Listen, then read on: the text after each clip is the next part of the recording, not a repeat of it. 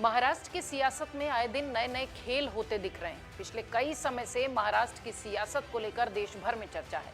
जब से शिवसेना उद्धव और शिंदे गुट में बटी है, तब से सियासी ढांचा ऐसा चरमराया है कि आए दिन वहां कुछ न कुछ होता है और चर्चा का विषय बन जाता है।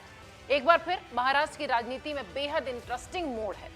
सुप्रीम कोर्ट में शिवसेना के ठाकरे और शिंदे गुट की याचिकाओं पर सुनवाई 10 जनवरी को हुई। अब 14 फरवरी को होगी। असली शिवसेना किसकी, इसके चुनाव चिन्ह पर किसका हक, इस सवाल का हल ढूंढने के लिए केंद्रीय चुनाव आयोग में भी मंगलवार को सुनवाई की गई। अब यहां अगली सुनवाई 17 जनवरी को होगी। इसी दौरान एक तीसरी बड़ी घटना यहां होने जा रही है, जो कि वाकई में बहुत बड़ा सियासी खेल करेगी। शिवसेना पार्टी प्रमुख के तौर पर उद्धव ठाकरे के 5 साल का कार्यकाल 23 जनवरी को पूरा हो रहा है। उद्धव ठाकरे शिवसेना पार्टी प्रमुख के तौर पर 2018 में नियुक्त हुए थे। अब जब मामला सुप्रीम कोर्ट और इलेक्शन कमीशन के पास है, तो आगे क्या होगा, ये बड़ा सवाल है। इस सवाल का जवाब देते हुए ठाकरे गुट के एक नेता अनिल देसाई ने कहा कि हमारे वकीलों ने उद्धव ठाकरे के पार्टी प्रमुख पद के कार्यकाल के खत्म होने से पहले ही चुनाव कराने की इजाजत इलेक्शन कमीशन से मांगी है। इसमें राष्ट्रीय कार्यकारिणी का चुनाव भी शामिल है। अब एक बहुत बड़ा सवाल उठता है कि फाइनल फैसला होने तक उद्धव को पार्टी प्रमुख बने रहने में आखिर क्या समस्या है। अनिल देसाई आगे कहते हैं कि अगर आयोग ने पार्टी के अंदरूनी चुनाव को लेकर कोई आपत्ति जताई, तो फैसला होने तक उद्धव ठाकरे की पार्टी प्रमुख पद पर मुद्दत बढ़ाई जा सकती है, यानी जो समय सीमा है उसको बढ़ाने की इजाजत दी जा सकती है। इधर शिंदे गुट का दावा है उद्धव ठाकरे का पार्टी प्रमुख का पद अवैध है। लगातार शिंदे गुट की तरफ से और खुद एकनाथ शिंदे ये बात कहते रहे हैं। इस दौरान एक बड़ा डेवलपमेंट जो हुआ वो ये कि पहली बार शिंदे गुट की ओर से वकील महेश जेठमलानी ने उद्धव ठाकरे के पार्टी प्रमुख होने को ही अवैध बता दिया। कार्यकाल खत्म होने की बात तो अलग है, जो उद्धव पार्टी प्रमुख रहे वही अवैध था, ये बात उनकी तरफ से कही गई।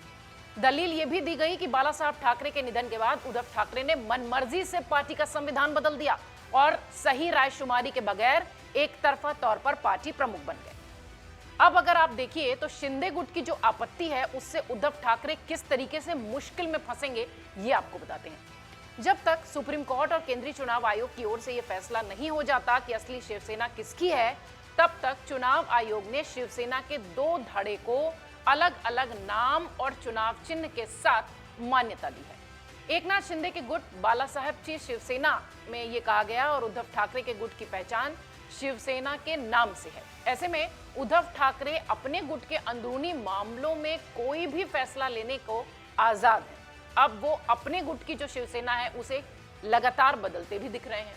शिंदे मुख्य नेता रहे हैं हमेशा से, लेकिन उन्होंने कभी पार्टी प्रमुख होने पर दावा नहीं किया है। ये एक बड़ा खेल महाराष्ट्र में अब तक नहीं हुआ है। शिंदे गुट ने ये भले ही दावा किया हो कि पार्टी प्रमुख के तौर पर उद्धव ठाकरे की नियुक्ति अवैध है, उनका ये भी दावा कायम है कि उनकी गुट जो है वही असली शिवसेना है। बाला साहब ठाकरे की जो शिवसेना है वो उनकी शिवसेना है। एकनाथ शिंदे उद्धव ठाकरे के नेतृत्व के खिलाफ बगावत करने से पहले भी एक बार भी नहीं चुके हैं, लेकिन वो कभी भी पार्टी प्रमुख बनने के लिए नहीं दावा करते सामने आए। शिवसेना प्रमुख बाला साहब ठाकरे थे और उनके बाद शिवसेना प्रमुख के पद पर बाला साहब ठाकरे के नाम को हमेशा के लिए एसोसिएट कर दिया गया है और शिवसेना पार्टी प्रमुख के पद पर उद्धव ठाकरे इस वक्त बैठे हुए हैं। बगावत के बाद एकनाथ शिंदे ने कभी शिवसेना पार्टी के प्रमुख के तौर पर अपना दावा नहीं पेश किया। इस तरह उद्धव ठाकरे अपने गुट में फिर से पार्टी प्रमुख बन जाएं तो शिंदे गुट द्वारा आपत्ति जताए जाने की गुंजाइश रहेगी ही नहीं। हाँ, एक बात जरूर होगी कि सुप्रीम कोर्ट और चुनाव आयोग का फैसला शिंदे गुट के फेवर में आता है और ये मान लिया जाता है कि शिंदे गुट ही असली शिवसेना है, तब अपने आप उद्धव ठाकरे का पार्टी प्रमुख का पद रद्द हो जाएगा, खत्म हो जाएगा। तब तक चुनाव आयोग भी इस पूरे मामले पर आपत्ति उठाने से गुरेज कर रहा है। इसकी भी संभावना कम है कि अब चुनाव आयोग इस पर कोई आपत्ति उठाएगा। चुनाव आयोग ज्यादा से ज्यादा ये शर्त रख सकता है कि पार्टी प्रमुख पद पर यह चुनाव फैसला आने तक ही लागू होगा। इधर एक बहुत बड़ा नाम महाराष्ट्र की सियासत में है जो चुपचाप बैठा हुआ है, और वो है राज ठाकरे का नाम। राज ठाकरे का क्या स्टैंड होगा, ये भी बड़ा दिलचस्प रहने वाला है। राज ठाकरे ने खुलकर कभी भी इस विवाद पर अपना रुख साफ नहीं किया है। अब यह भी हो सकता है कि वो गेम चेंजर की तरह बैठे हों और उभर कर बाद में सामने आए। इसमें कोई संदेह नहीं कि महाराष्ट्र की सियासत का रोमांच इतने जल्दी खत्म होता नहीं दिखता। अगर आप ये वीडियो YouTube पर देख रहे हैं तो हमारे चैनल को सब्सक्राइब करें और बेल आइकन को दबाना ना भूलें। अगर आप Facebook पर ये वीडियो देख रहे हैं तो हमारे पेज को लाइक करें। डाउनलोड करें अमर उजाला ऐप और पाएं खबरें लगातार।